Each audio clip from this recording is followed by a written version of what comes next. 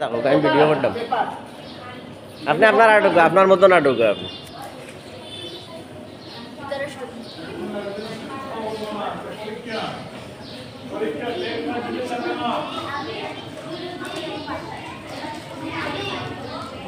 সবাই দিকে যাও।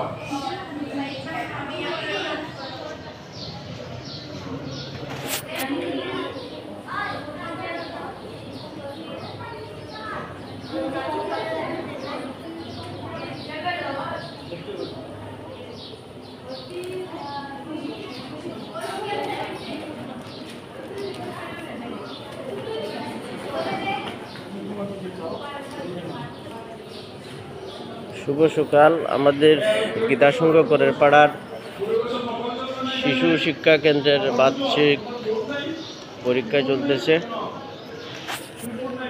ক্লাস 5 থেকে ইন্টারমিডিয়েটের স্টুডেন্টরা করতেছে, ওই পরীক্ষা দিতেছে। আমাদের গীতাসংঘের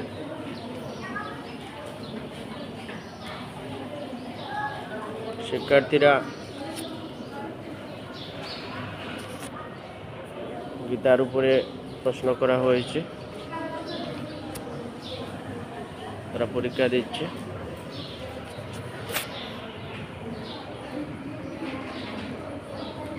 ধর্মীয় শিক্ষার উপরে আমাদের গীতাসংঘ ঘরের পাড়া 2007 সাল থেকে কাজ করে যাচ্ছে। যারা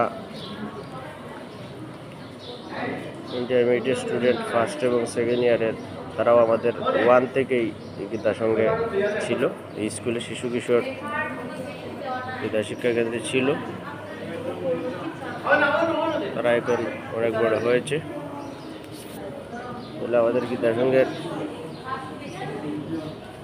শিশু শিক্ষা কেন্দ্রের পরিচালক অনুভূতি মজুমদার ভিডিওতে একটু কথা হয়ে যাক।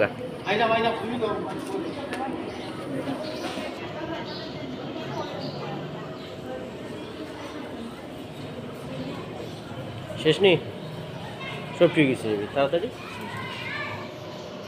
কতজন হয়েছে? কতজন হয়েছে? কৌশিক কতজন হয়েছে?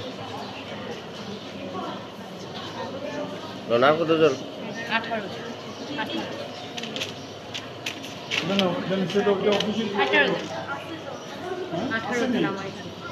আমরা আমাদের গীতাসংঘের সাবেক সম্মানিত সভাপতি এবং অন্যতম কর্ণধার আমাদের লোকনাথ মন্দিরের সম্মানিত সভাপতি মহোদয় আমাদের আজকের এই পরীক্ষা দেখতেছেন। ওনার একটি প্রতিক্রিয়া আমরা জেনে নেই। কাকু, আপনার একটু প্রতিক্রিয়া বলেন আমাদের এই ছাত্রগুলো। ধন্যবাদ।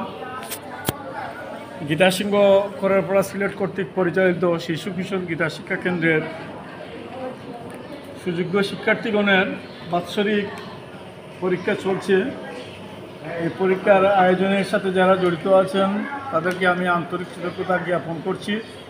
পাশাপাশি যে সমস্ত শিক্ষার্থীরা এই শিশু কিশোর গীতা শিক্ষা কেন্দ্রে গীতা শিক্ষার জন্য তথা সনাতন ধর্মাবলম্বীদের ধর্মীয় চেতনার আলোকে তাদের জীবন গঠন লক্ষ্যে এই গীতা শিক্ষা কেন্দ্রে প্রতি সপ্তাহে আসে, তাদেরকে আমি ধন্যবাদ জানাচ্ছি এবং তাদের মা বাবার প্রতি আমি কৃতজ্ঞতা জ্ঞাপন করছি।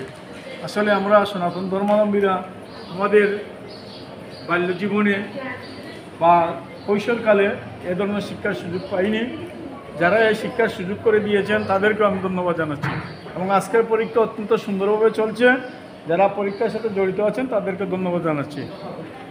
ধন্যবাদ কাকু।